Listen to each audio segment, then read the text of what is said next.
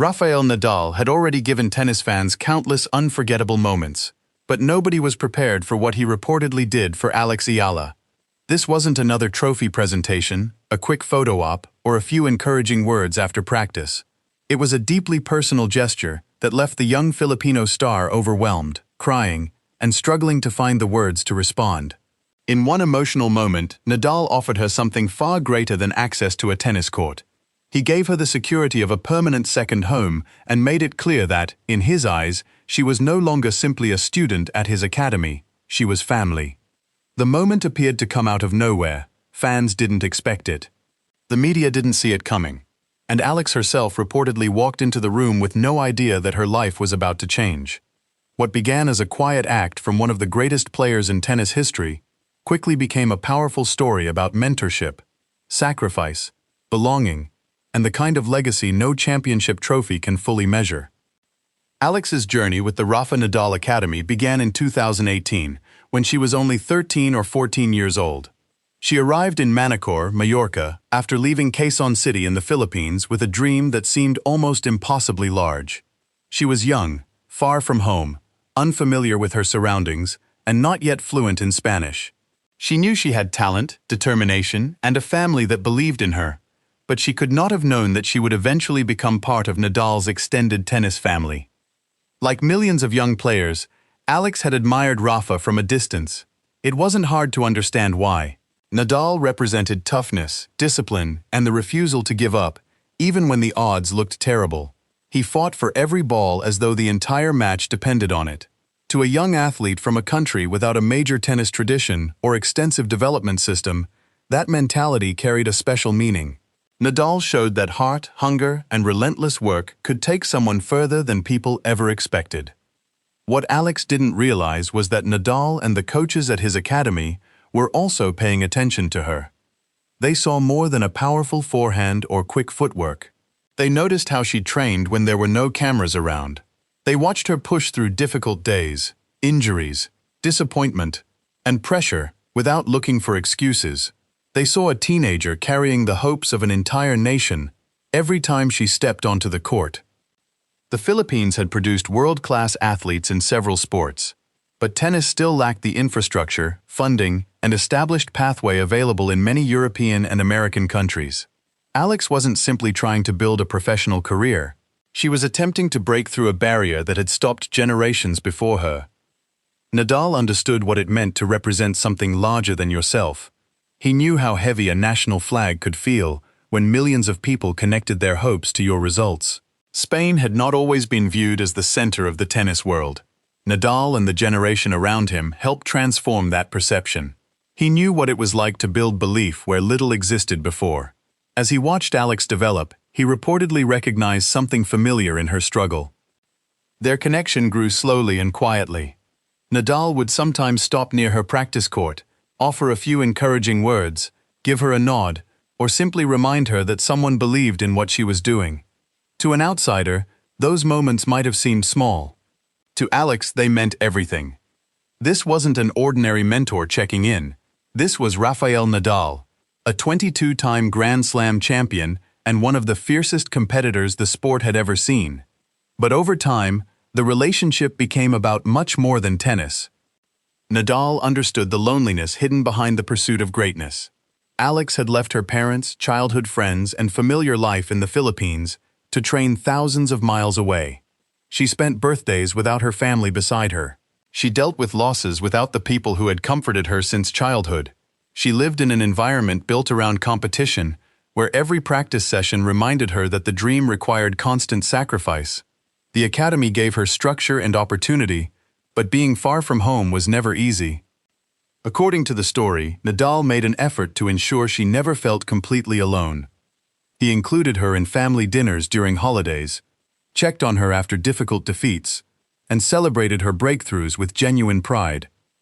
Little by little, he became more than the famous player whose name was displayed across the academy.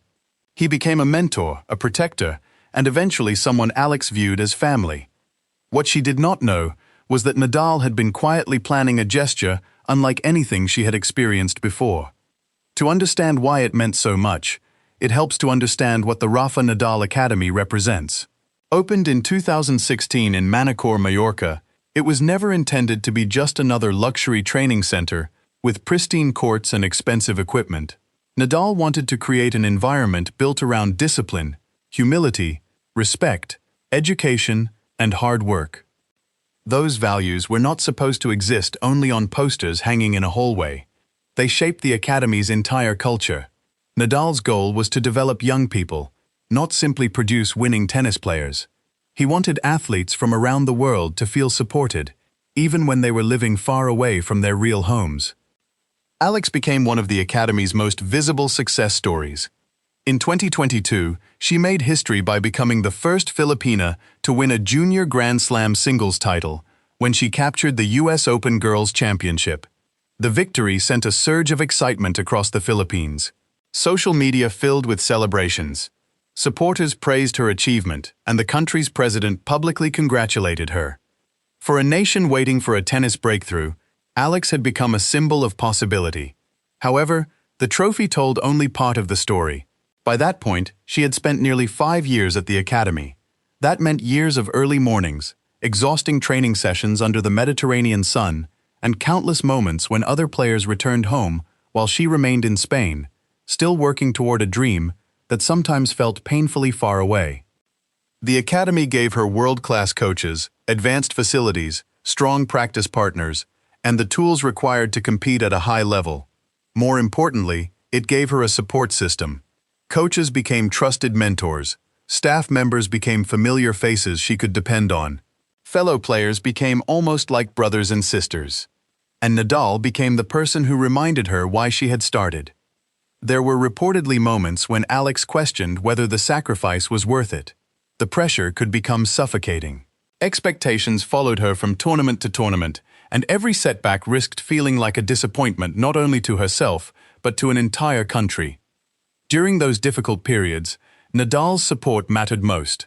Sometimes he offered advice. Other times, his presence alone was enough. He understood self-doubt.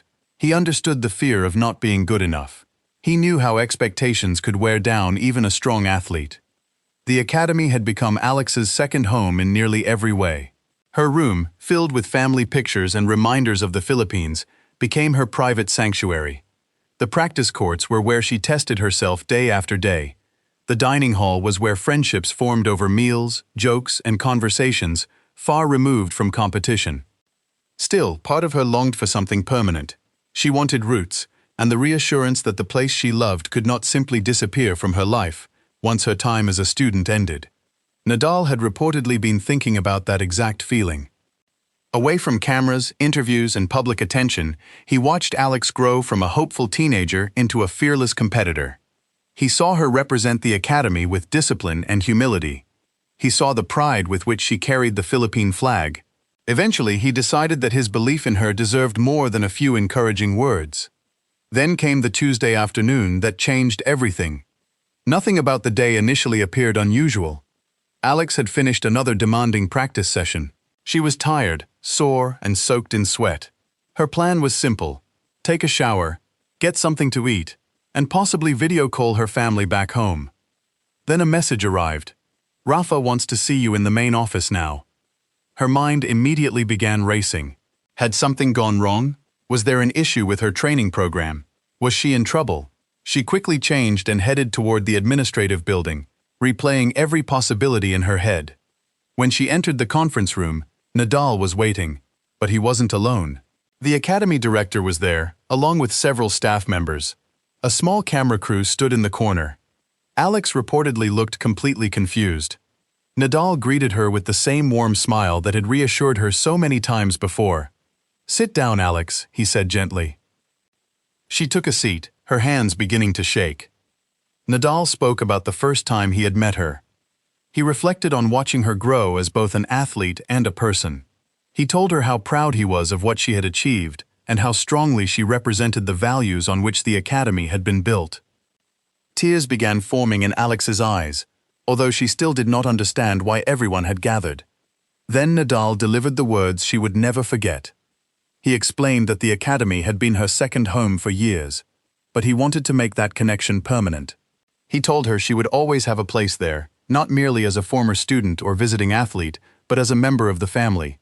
According to the account, Nadal offered Alex permanent residency rights at the academy, a private apartment that would always be available to her, lifetime access to its facilities, and an official role as a youth ambassador. The position would allow her to mentor young athletes and inspire future players in the same way she had inspired the academy's staff. The room fell silent. Alex raised both hands to her mouth. For several seconds, she appeared unable to breathe or speak. A second home was no longer just a comforting expression.